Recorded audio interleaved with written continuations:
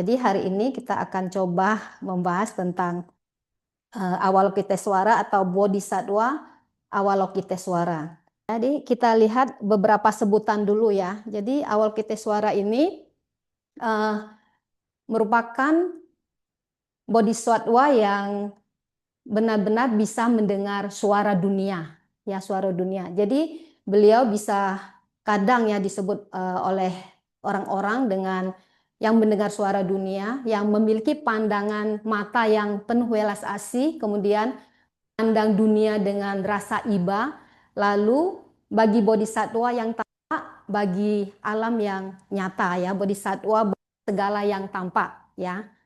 Lalu kita lihat juga kalau secara kita belajar ya, kita belajar bahwa istilah bodhisattva itu apa?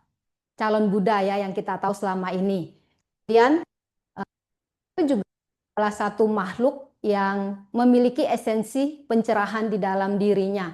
Bagaimana kita bisa menjadi bodhisattva ketika kita mampu mendengar misalnya ada teman yang lagi curhat, lagi ada masalah ya, ketika kita menyiapkan kedua telinga kita untuk mendengar, saat itu kita juga sebenarnya memunculkan bodhisattva Avalokitesvara yang ada di dalam diri kita. Ya, sangat simpel sekali ya kelihatannya ya. Walaupun nanti kita lihat ya, cuma ada banyak juga kayak testimoni. Ya, saya rasa kalau kita tanya satu-satu yang ada di sini, mungkin rata-rata punya satu pengalaman ya ketika menghadapi satu masalah, kemudian bagaimana bisa eh, meminta ya atau memohon pertolongan dari sosok bodhisattva ini.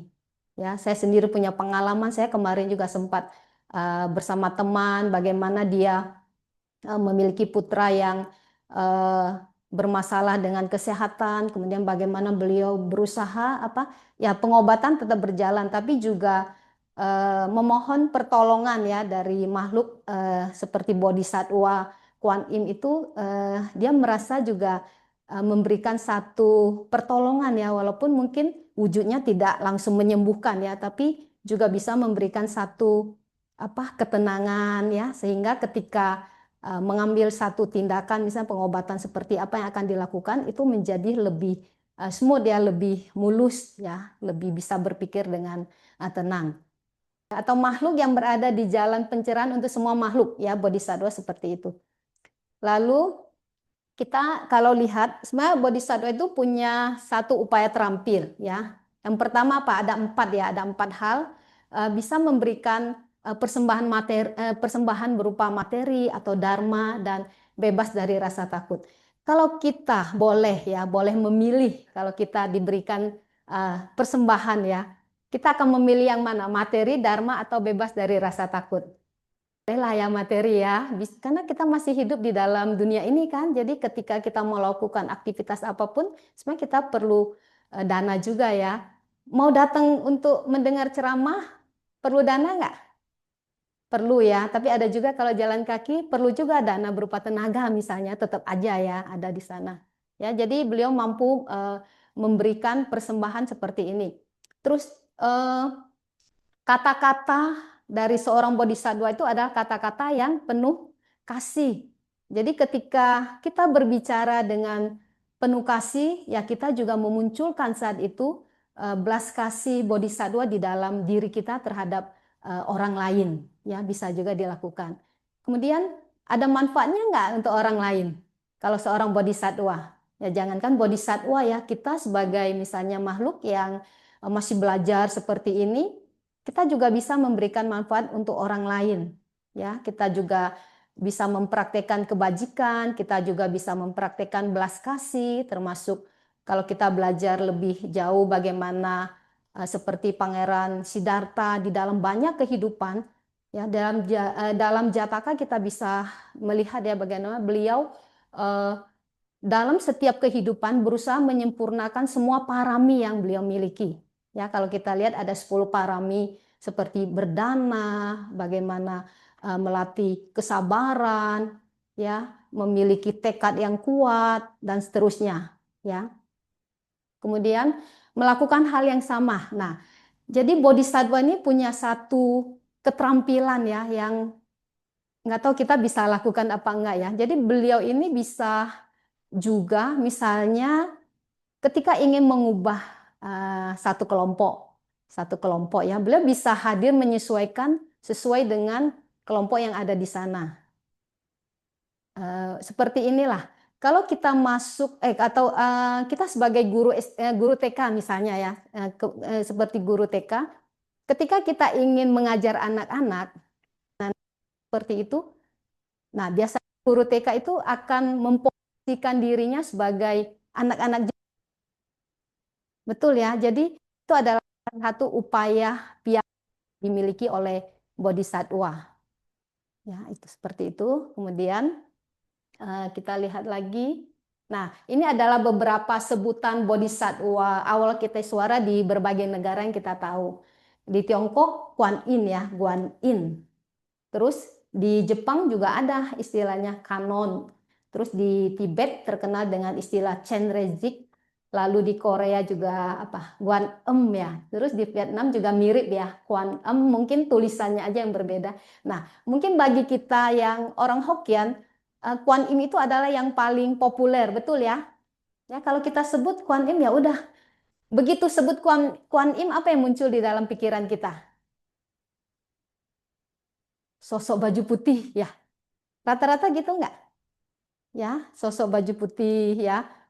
Terus ada juga yang mengendarai naga, terus apalagi banyak ya. Ada yang eh, di di beberapa wihara yang punya tangan 1.000 ya. Ada 1.000 Kuan Im tangan 1.000. Kuan Im terus ada yang sebut Chenrezig. Salah itu bukan Chenrezig tapi Kuan Im. Bukan Kuan Im tapi Guan Yin apa ya, sebenarnya sama aja, cuman hanya penggunaan bahasa aja ya. Jadi kalau kita ketemu istilah-istilah seperti ini adalah merujuk ke Bodhisattva Avalokiteshvara. Lalu nah, kita lihat dalam bahasa Sanskerta ya, orang suka menyebut Kuan Seyin ya. Jadi artinya apa? Jadi Guan ini artinya merenungkan atau menatap atau melihat ya, melihat. Melihat apa? Melihat makhluk yang menderita ya. Lalu Yin ini artinya apa? Melihat dan mendengar. Jadi sekaligus ketika mendengar kemudian melihat dan memberikan pertolongan, yaitu adalah Avalokiteshvara ya, atau Bodhisattva Avalokiteshvara. Kemudian kita lihat banyak sekali gambaran atau simbol atau wujud dari sosok Avalokiteshvara atau Bodhisattva Avalokiteshvara ini. Yang kita lihat biasanya wujudnya perempuan ya. Nah, tapi kalau kita lihat di tradisi Vajrayana, Kuan Im itu digambarkan sebagai sosok pria. Ya, jadi kadang menimbulkan kebingungan nggak? Kok ada yang sosok perempuan, sosok laki-laki? Bingung nggak? Kenapa bisa seperti itu? Nah, tapi kalau kita telusuri ya, kita pelajari, ya kalau sosok atau makhluk suci itu ya sebenarnya melampaui itu. Jadi dia melampaui pria maupun wanita. Ya. Kemudian lihat, saya coba cari ya referensi kenapa wujudnya jadi wanita.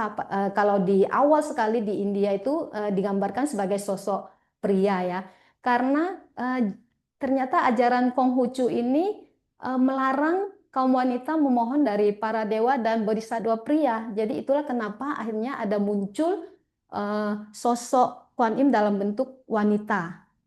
Kemudian juga karena welas asih beliau begitu besar, kelemah lembutannya sehingga digambarkanlah Kuan Im itu sebagai sosok perempuan. Nanti kita juga akan coba lihat mengenai ada legenda-legenda yang melatar belakangi sosok dari Bodhisattva Avalokiteshvara itu, ya. Kemudian kita bisa lihat kalau kita lihat rupangnya ya, ada posisi duduk atau berdiri, kemudian matanya setengah terbuka ya. Kalau kita amati benar-benar, kita akan melihat kalau kita mata ini kan kita terbuka, kalau ini kan tertutup. Nah, setengah terbuka, setengah tertutup itu seperti ini kondisi orang yang meditasi ya. Meditasi juga ada yang melakukan setengah tertutup dan setengah terbuka. Jadi makna dari setengah terbuka itu berarti melihat dunia di luar. Ya, setengah tertutup berarti melihat ke dalam diri. Ya, sama seperti kita ketika kita misalnya mengamati diri kita, kita juga pada akhirnya akan melihat lingkungan yang ada di sekeliling kita, ya. Kemudian juga ada 11 kepala, 1000 tangan, 1000 mata, ya. Jadi kalau kita lihat di Kuan Im ini ada matanya, ya. Jadi itu menyimbolkan bahwa begitu welas asihnya beliau sehingga beliau ini berusaha menolong sebanyak mungkin makhluk. Melihat Kuan Im ini kan selalu digambarkan dengan sosok yang begitu lemah lembut, tapi di di ajaran atau di tradisi wajarannya ternyata juga ada yang model garang ya, garang ya. Jadi memang kalau kita lihat sesekali ya, mungkin ada yang sudah jadi ibu ya, begitu dengan anak lemah lembut kan, tapi sesekali bisa keluar suara keras nggak? Ya, perlu juga ya suara keras supaya tapi tidak menyakiti ya, agak keras aja sehingga dia juga paham gitu ya apa yang semestinya dia lakukan ya. Lebih kurang seperti itu ya. Jadi eh, ada di sana. Kemudian kalau kita lihat juga His Holiness Dalai Lama itu di tradisi Vajrayana Tibetan itu adalah merupakan perwujudan ya, perwujudan dari sosok Awalokiteshvara itu sendiri. Ya, jadi beliau diyakini ya memiliki sifat-sifat sebagai sosok bodhisattva Awalokiteshvara itu ya. Lalu kita nanti lihat ada mantra yang sangat terkenal ya di Tibetan itu yang Om Mani Padme Hum. Kemudian salah satu juga yang sangat dikenal di Vajrayana itu adalah Tara. Jadi Tara ini adalah eh, air mata Kuan Im diceritakan ya, atau air mata dari Chenrezig sehingga terwujud seperti itu. Jadi karena begitu eh, apa ya melihat begitu banyaknya penderitaan yang ada di dalam samsara ini sehingga diceritakan atau dikisahkan bahwa Awalokiteshvara ini meneteskan air mata ya. Nah, air mata itulah yang akhirnya menjadi wujud dari eh, Tara ya. Itu di dalam tradisi Vajrayana. Ini kita lihat lagi. Nah, saya akan cerita sedikit ya. Ini adalah satu legenda yang sangat populer di Mahayana Tiongkok ya. Jadi diceritakan di sebuah kerajaan ya, saat itu di dinasti Zhou terdapat seorang raja yang bernama Miao Zhuang. Kalau kita mungkin kalau Miao San terbiasa ya dengar ya. Miao San itu adalah putri terkecil dari Raja Miao Zhuang ini. Kemudian Putri Miao San ini yang merupakan bungsu ini sangat lembut ya, sangat lembut sekali. Sebenarnya raja berharap anak terakhirnya yang ketiga ini adalah seorang laki-laki ya sebagai penerus penerus silsilah keluarga ya sebagai kerajaan. Tapi ya ternyata putri kan. Kemudian eh, karena putri ini menolak ya ketika dia berusia cukup dewasa menolak untuk menikah dan dia mengasingkan diri istilahnya dia pergi ke biara kan biara ya ke wihara lah kalau di situ mungkin diceritakan. Eh, Raja ini tidak suka ya tidak suka dengan eh, kehidupan putrinya ya sebagai seorang biarawati di situ. Kemudian dia membakar biara yang ada di sana. Tapi ternyata ya hujan turun lebat sehingga tidak bisa diselamatkan lah ya. Kemudian karena tidak bisa di apa di kan beliau karena saking tidak sukanya pengen juga anaknya tidak ada ya mau dibunuh gitu akhirnya termasuk menggunakan algojo pedang itu juga tidak bisa membunuh beliau dan sebagainya ya kemudian beliau akhirnya eh, sampai di sebuah tempat yang sampai sekarang sebenarnya ada ya di Cina ya di Tiongkok namanya Putosan ada yang pernah dengar ya Nah, Putosan itu merupakan salah satu tempat di mana banyak orang berziarah ke sana yang memiliki devosi, memiliki keyakinan yang begitu besar kepada Awalokiteshvara di sana. Ya, kemudian suatu ketika raja sakit dan obat yang dibutuhkan untuk menyembuhkan dia itu adalah berupa mata dan tangan dari sosok yang benar-benar memiliki belas kasih yang begitu besar. Ya, akhirnya anak dari raja ini ya memberikan ya mata dan tangannya kepada raja untuk menyembuhkan penyakitnya. Ya, dan ini adalah sebuah legenda ya, bisa kita percaya atau tidak. Ini adalah sebuah legenda yang sangat terkenal sekali, bisa dibilang adalah salah satu legenda yang sangat terkenal sekali di Mahayana Tiongkok. Ya, ini sebenarnya masih disampaikan di Bukit Nazar di Burung Hering ya di India di Bukit Gijakuta saat itu tentang Prasna Paramita ya. Prasna Paramita, kalau kita pernah ingat kan ada kata-kata kosong adalah isi, isi adalah kosong dan sebagainya ya. Di situ adalah sutra yang dibabarkan oleh yang disampaikan oleh Awalokiteshvara kepada Sariputra saat itu. Dan sebenarnya Bukit Gijakuta ini ya di India masih ada ya, masih ada di sana ya. Sincing kalau kita biasa kenal. Nanti kita ya kalau mau kita kupas sutra tentang hati ya cukup. Ini adalah satu sutra yang dalam sekali lah ya. Kita dalam sekali ini.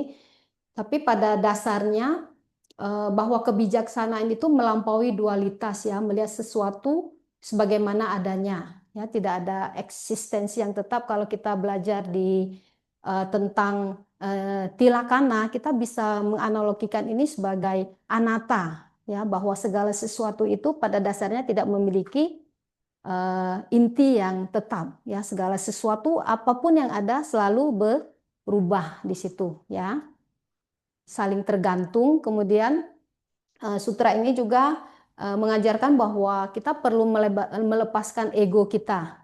Nah, terakhir ada penutup ya dari sutra hati itu, bahwa kita ini perlu melampaui ya dunia ilusi sehingga kita bisa merealisasi pencerahan di situ. Lalu sutra teratai atau Satdharma Pundarika adalah teratai mekar dari dharma yang menakjubkan. Di sini dikatakan bahwa sutra teratai ini memuat latihan mengenai sadar penuh, juga mengenai belas kasih dan cinta kasih. Ya, jadi sutra teratai atau Satdharma Pundarika ini sudah ada pada abad kedua Masehi. Nah, ini adalah Mahakaruna Dharani atau Tapecho yang sangat populer. Saya rasa rata-rata pernah yang membaca atau menguncarkan tentang Tapecho ya. Rata-rata pernah mengikuti misalnya Puja Bhakti Keng, ini pasti muncul ya, sangat populer sekali ya. Nah, sutra ini atau Tapecho ini secara tertulis dan terdokumentasi itu pada abad ke-7 sampai ke-8 di Tiongkok pada masa dinasti Tang. Kalau tidak tertulis mungkin jauh sebelumnya ya sudah ada ya, tapi ini yang terdokumentasi. Kemudian apa sih isi inti ya atau memuat makna apa adalah ekspresi batin yang penuh welas asih dan kekuatan spiritual dari Awalokiteshvara. Nah, ini kalau kita sebut ya, kita kadang melafal ya nama Bodhisattva ini. Ada juga, ini sangat terkenal ya di masyarakat Tionghoa ya. Jadi ini artinya ya, kalau namo itu artinya bersujud, kuan itu melihat, dan seterusnya ya, itu bisa kita lihat. Jadi intinya ketika menyebut nama beliau itu adalah kita mendengar ya doa dan tangisan makhluk dan mencoba membantu ya, tidak hanya mendengar di situ. Lalu ini adalah Om Mani Padme Hum. Ini arti ya, arti dari setiap. Ini adalah 6 suku kata, mantra 6 suku kata yang juga sangat terkenal di tradisi Vajrayana. Ya, Om artinya tubuh, ucapan, dan pikiran Buddha. Kemudian mani artinya permata, padma itu artinya teratai ya. Sama ya, melambangkan kesucian walaupun di tempat yang kotor. Kemudian home itu adalah kesatuan dan pencerahan ya. Kemudian saya ada melihat lagi ya, atau membaca satu buku di apa yang ditulis oleh seorang Rinpoche ya, bernama Drukgyal Dzogchen Norbu Rinpoche, mengenai 6 suku kata di situ.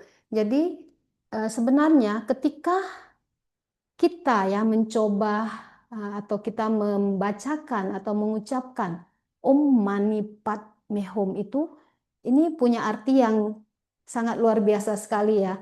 Itu kita tahu kehidupan kita ini kan, selama seseorang atau satu makhluk belum merealisasi pencerahan, dia akan terus lahir ya, lahir di alam samsara maupun lahir di alam yang bahagia ataupun di alam yang menderita.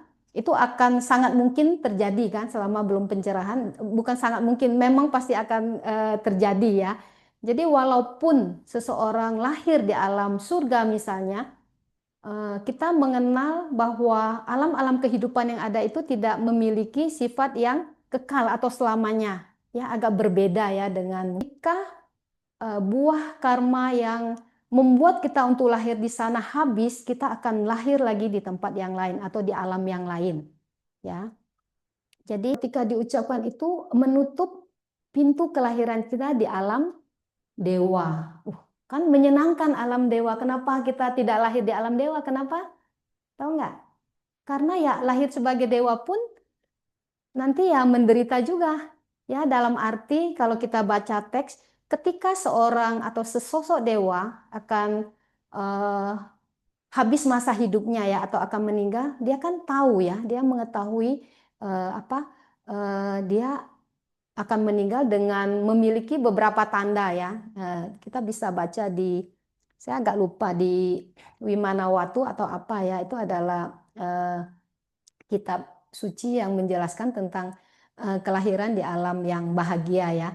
Jadi dewa ketika akan meninggal itu ada tanda-tandanya ya, seperti pakaiannya itu mulai lusuh ya, badannya mulai berkeringat ya, itu diceritakan di dalam teks ya. Nah, ketika itu muncul, dia itu sudah mulai khawatir ya, jadi sudah khawatir juga dia akan lahir lagi, dan dia juga tidak tahu bakal lahir di mana kan. Jadi itu juga menimbulkan satu kekhawatiran ya buat dia.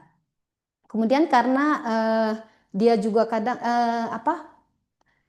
lahir sebagai dewa itu ya di alam dewa, karena dia punya, kadang dia punya kemampuan ya, bisa meramal dan sebagainya.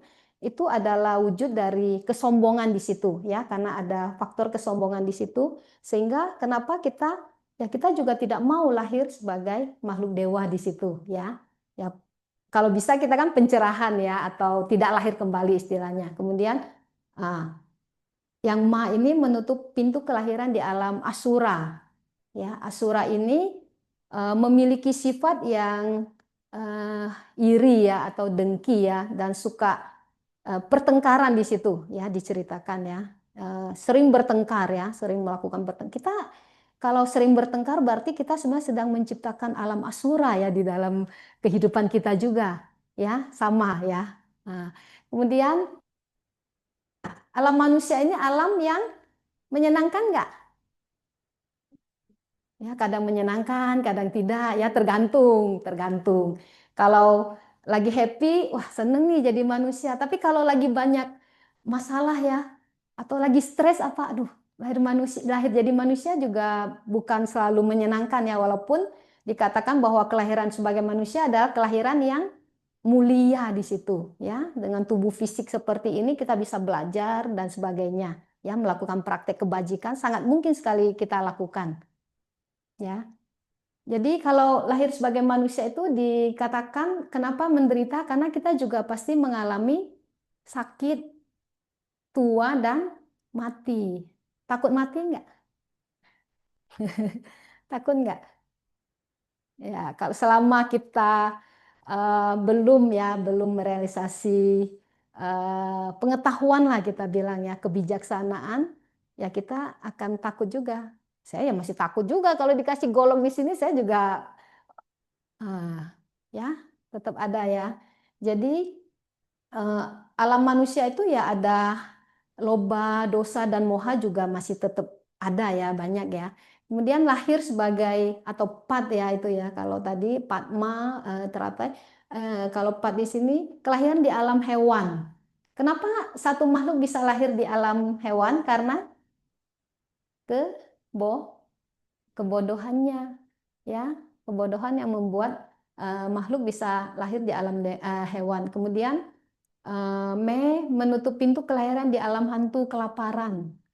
Nah, kalau kita harus penuh kesadaran nih, sehingga kita tahu ya, kita tahu kita harus berhenti di situ.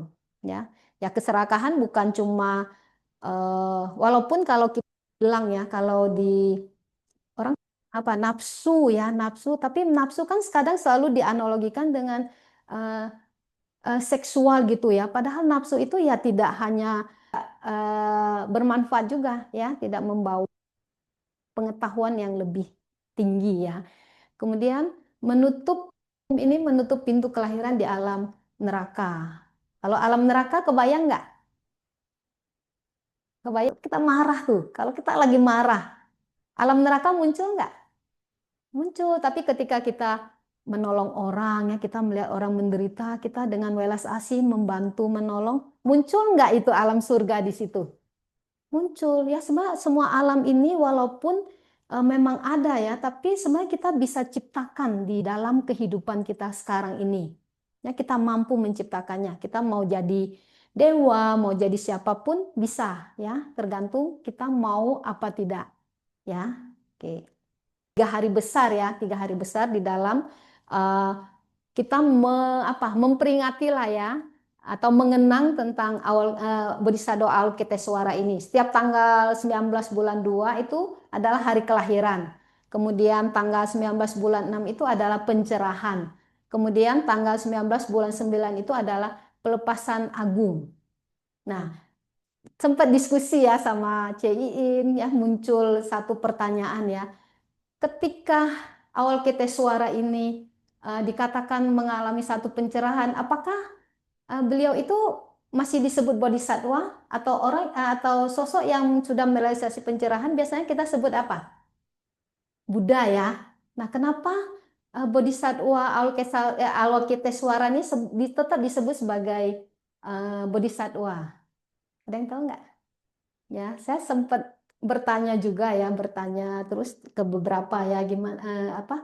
Karena saya merasa kita kita eh, menyebut ini pencerahan, tapi tetap kita menggunakan istilah bodhisattva. Ya, Devin juga pernah menanyakan hal itu ya, Vin ya. Kepikir ya, ya. Nah, level atau pencerahan ya bodhisattva atau pencerahan kita lah ya, pencerahan kecil kita dengan eh, bodhisattva dengan sama Sang Buddha itu kira-kira sama apa enggak? Berbeda ya. Kalau sama Sang Buddha pencerahannya itu adalah lengkap sempurna ya. Tapi kalau seorang bodhisattva lengkap enggak? Ya mungkin lengkap, tapi beliau menunda ya. Kalau di dalam teks diceritakan bagaimana para bodhisattva ini karena belas kasih yang begitu besar menunda untuk merealisasi nibbana. Ya, karena apa? Karena rasa sayangnya, rasa belas kasihnya begitu besar, ya. Jadi eh, ada sebuah analogi ya bagaimana kita melihat perbedaan bagaimana pencerahan seorang guru misalnya dengan bodhisattva, dengan Buddha atau sama Sang Buddha di situ ya berbeda. Misalnya kita ada di satu rumah ya, kemudian kita coba melihat keluar. Misalnya di situ saya ada lihat satu gedung tinggi ya, kemudian kita melihat dari sebuah lubang yang kecil di situ ya. Kemudian ya sebagai seorang misalnya kita anggap ya ada guru, terus ada bodhisattva dan ada sama Sang Buddha ya. Jadi melihat eh, sang guru itu misalnya melihat dari lubang yang kecil, kemudian bodhisattva itu melihat dari sebuah jendela. Kemudian sama Sang Buddha itu keluar melihat keseluruhan. Berbeda nggak apa yang terlihat di situ? Ya, sama-sama sebuah gedung kan, tapi eh, apa yang dilihat itu apakah sama? Ya akan berbeda kan. Jadi mungkin terlihat 50% aja ya, itu 100%. Terus kalau keluar kita bisa lihat dari semua sisi. Ya, kadang kita ini lebih mendalam ya memahami ini. Sebenarnya kita mudah kan ya pergi ke sana yaitu ke sini ya sudah selesai, betul nggak? Ya. Dalam kehidupan kita sering nggak begitu? Nah, saya juga sering ya, kadang masih berantem sama orang ya karena perbedaan pendapat dan sebagainya. Padahal kalau kita yang melihat, kalau mencontoh Bodhisatwa Kuan Im ini atau Avalokitesvara ini, sebenarnya kita akan lebih damai. Ya, kita akan melihat dari berbagai sudut yang berbeda. Ya, kita akan bisa menerima pendapat orang lain dengan lebih baik. Ya, kita tidak mati-matian nih, ya, mempertahankan pendapat kita sendiri. Ya, kita bisa juga menurunkan sedikit ego kita. Kayak gini, saya pernah apa? Ya dia marahin lah ya gitu ya. Ya udah Kak, walaupun saya merasa saya tidak bersalah, ya udah sorry gitu. Dengan kata sorry atau kata maaf itu bisa membuat suasana menjadi cair gitu, enak nggak? Enak kan? Tapi sulit nggak kita ngomong maaf? Sulit karena kita merasa saya benar kok. Kenapa saya harus bilang maaf? Padahal dengan kata maaf, wah semuanya jadi lebih apa? Lebih soft ya, lebih smooth gitu. Ya kalau kita bisa melakukan itu ya. Karena kalau saya pikir kadang eh, kita belajar lebih banyak. Harusnya kita bisa lebih apa? Bisa lebih menurunkan lah ya ego kita. Ya, enak nggak? Cuman kata maaf kok nggak perlu keluar uang banyak. Ya, betul nggak pernah nggak ada yang ngalami itu. Ya udah saya minta maaf. Yang tadinya orangnya udah ngotot marah mah, ya udahlah ya. Ya, nah ini kita lihat relevansi sih dengan kehidupan kita. Saya coba mengambil ya dari satu buku namanya Sutra Teratai Aksi Damai Hati Terbuka yang ditulis oleh Master Zen ya, Thich Nhat Hanh. Bagaimana beliau, saya ada bawa bukunya ya, bagaimana beliau melihat ya, melihat eh, sutra teratai ini. Sutra teratai ini kan punya 28 bab. Ya, jadi bab ke-25 itu adalah bab yang diperuntukkan untuk Bodhisattva Avalokitesvara. Jadi bisa dibaca di situ ya. Kalau kita ikuti ya, saya rasa banyak juga yang pernah ikut retreat dari tradisi Plum Village, bagaimana kita mendengar mendalam, kemudian kita berbicara dengan penuh cinta kasih, itu adalah kalau saya lihat ya ajaran dari Bodhisattva Avalokitesvara juga ya, kita bisa lihat di sana. Ya, jadi ketika kita mampu ya mendengar ya dan mengamati secara mendalam, kita akan memahami ya, memahami apapun yang ada ya, kita akan memahami, kemudian eh, pemahaman itu harus juga dilandasi dengan energi sadar penuh. Ketika kita mampu mendengar, mengamati mendalam sehingga kita paham yang dengan dilandasi oleh energi sadar penuh dan belas kasih, kita akan bisa melihat loh ya, atau kita bisa memunculkan ya, kita bisa menyadari adanya bahaya, bahaya dari dalam dan luar itu ya, kalau di luar sih kelihatan, tapi semua bahaya yang paling paling apa, yang paling tidak kita sadari sebenarnya apa bahaya yang ada di dalam diri kita. Ya, ya tadi itu ya, ada benih kebencian ya, banyak kebencian, misalnya ketidaksukaan, kemarahan, kemudian iri hati. Ya kadang iri itu sangat halus sekali. Kadang sampai kita tidak bisa tahu loh. Ya, misalnya ada yang lebih lebih dari kita misalnya ya. Ada muncul tapi kita kadang enggak lah. Saya happy kok dengan kamu, saya ikut berbahagia kok, tapi di dalam kalau kita lihat lebih mendalam, mungkin ada loh ya rasa ketidaksukaan karena dia lebih. Betul nggak? Ada itu. Ya, tanpa kita sadari, tapi kalau kita mampu melihat, kita diam, kita mengamati ya muncul hal itu. Oh, saya nih sebenarnya iri loh. Ada loh rasa iri ya melihat orang bisa mungkin lebih cantik atau dia lebih ceria ya, diterima di semua tempat ya. Kok dia bisa sih? Nah, bisa loh muncul ya seperti itu ya. Tapi kadang kita menolaknya ya. Nah itu. Kemudian kita bisa memunculkan ya kekuatan cinta dan pengorbanan kita. Nah, pengorbanan itu yang tadi itu, misalnya eh, apa? Menghadapi orang-orang yang sulit ya. Ya kita juga harus sedikit berkorban lah ya, bukan dalam materi aja ya. Terus sabar, nah sabar harus ya seperti kata saya tadi ya. Mungkin setelah kelas ini coba kita lebih sabar ya, lebih sabar ke satu orang yang ada di rumah kita lah yang biasanya kita tidak sabar ya. Coba kita bisa nggak sih, yuk kita coba aja ya, coba aja misalnya eh, mendengar aja, tidak bereaksi atau tidak serta-merta bereaksi. Bereaksinya nanti setelah selesai ya. Kita misalnya lagi diomelin atau apa ya dengerin aja ya. Ketika kita tidak membalas omelan, selesai nggak? Selesai, ya, selesai. Walaupun nanti ada lagi ya, walaupun nanti ada lagi, tapi itu sudah berbeda ya. Berarti kita sudah bisa melatih kesabaran kita. Nah, kita juga bisa memunculkan kasih sayang yang tanpa batas ya, dan kita juga bisa menjadi pelindung bagi orang-orang yang menderita. Lebih mudah kita membantu orang atau kita berbahagia dengan kelebihan orang? Yang mana yang lebih mudah? Lebih mudah kasihan ya, kita lebih mudah kasihan loh, betul nggak? Itulah kenapa meta, karuna, baru UPK. Ya, setelah praktek meta, praktek belas kasih, baru praktek simpatik. Ya, rasa ikut bergembira atau bersuka cita dengan misalnya kelebihan yang dimiliki orang dan sebagainya. Ya, kayak misalnya lah dalam satu pertandingan. Ah, yang menang lebih bisa kasihan dengan yang kalah atau yang kalah, aduh selamat ya kamu menang gitu. Yang mana lebih mudah? Pasti yang menang ya, yang menang ya lebih muncul rasa kasihannya. Ya, sama seperti yang ada di dalam Brahma Wihara itu.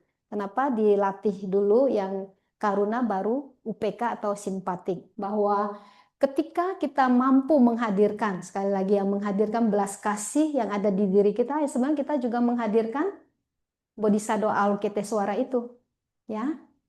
Kemudian tuh, ada nggak yang jadikan Bodhisattva Avalokitesvara itu sebagai idolnya? Ada nggak? Kita kan punya banyak idola kan? Ada nggak yang menjadikan Bodhisattva Avalokitesvara itu sebagai idola kita? Jadi apa yang beliau lakukan biasa kalau idola itu kan apalagi anak muda ya. Ya, ada satu misalnya apa sih yang lagi ini apa? Yang misalnya apa? Drakor ya. Ada idola kan? Wow. Terus apa yang dia pakai, dia ikut, ada nggak gitu? Biasa idola gitu kan ya. Apa yang dia lakukan biasanya diikuti, betul nggak? Ada nggak? Punya idola nggak? Nggak ada. Idolanya mamanya sendiri. Ya. Jadi Eh, mari kita bisa jadikan juga Kuan Yin itu sebagai atau Bodhisattva Avalokitesvara itu sebagai idola kita. Mau nggak jadiin beliau sebagai idola? Mau ya. Ya idola yang lain boleh tetap ya.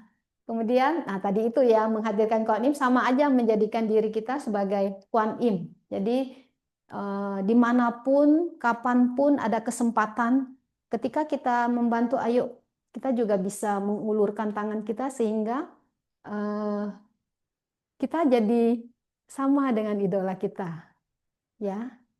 Oke ya, mau ya, mau ya. Nah sini saya cuma mau satu aja. Ketika seseorang misalnya memohon lah ya, memohon satu pertolongan dan sebagainya, tidak semua kan bisa terjadi kan. Nah tapi minimal ya, yang saya di awal tadi saya bilang ya, membuat pikiran menjadi tenang, membuat keyakinan kita meningkat, juga membuat belas kasih kita ini semakin berkembang. Jadi ketika tadi saya datang belum ada orang, agak gugup gitu, ya udah saya duduk menenangkan diri ya. Bodhisattva hari ini saya mau nyampe ini tentang Bodhisattva, tolong bantu saya juga. Ya, saya juga butuh bantuan ya karena eh, ya pengetahuan, pengalaman saya itu juga tidak banyak ya, tidak terlalu banyak, tapi saya coba membagikan apa yang saya tahu ya apa yang menjadi pengalaman saya ataupun dari cerita-cerita orang tentang pengalaman tersebut yang bisa saya bagikan ya, dengan harapan ya bermanfaat untuk kita semua sehingga kita menjadi makin maju ya dalam belajar, menambah maju kebajikan, kebijaksanaan dan sebagainya, hal-hal yang baik ya. Oke.